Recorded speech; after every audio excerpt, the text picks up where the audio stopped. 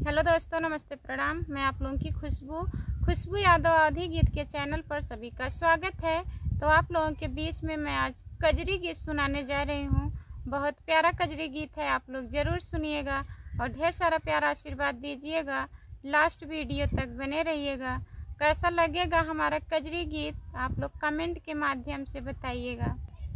रनिया रनिया हरे हो मोरी रानी, हंसी के जान बेधवलू ना।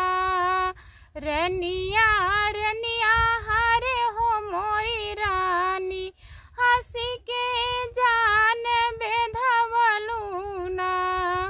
तब तो कहलू हम बगिया में आईबे, तब तो कहलू हम बगिया में आईबे। हमके बाग बाग भोर मवलू, हंसी के जान बेधवलू ना।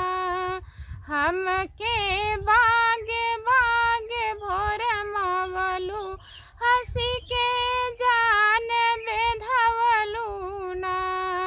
रनिया रनिया हरे हो मोरी रानी, हंसी के जान बेधवलू ना।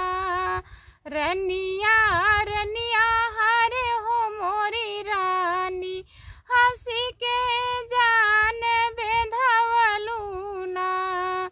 तब तो कहलू हम कुआनों पे आईबे, तब तो कहलू हम कुआनों पे आईबे। हमके जगत जगत भोर मवलू, हंसी के जान बेधवलू ना।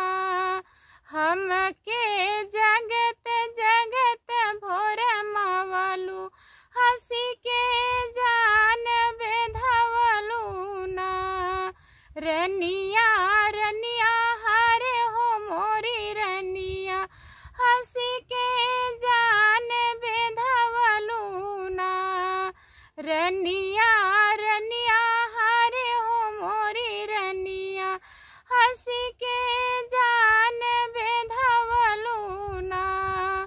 तब तो कहलू हम सड़कों पे आईबे, तब तो कहलू हम सड़कों पे आईबे। हमके रोड रोड भोर मवलू, हंसी के जान बेधवलू ना। हमके रोड रोड भोर मवलू, हंसी के जान बेधवलू ना। रनिया रनिया हरे हो मोरी रनिया, हंसी के जान बेधवलू ना। रनिया रनिया हरे हो मोरी रनिया, हंसी के जान बेधवलू ना। तब तो कहलू हम महलों में आईबे, तब तो कहलू हम महलों में आईबे। हमके गलिया गलिया भोर मवलू, हंसी के जान बेधवलू ना। हमके गलिया गलिया भोर मवलू, हंसी के जान बेधवलू ना।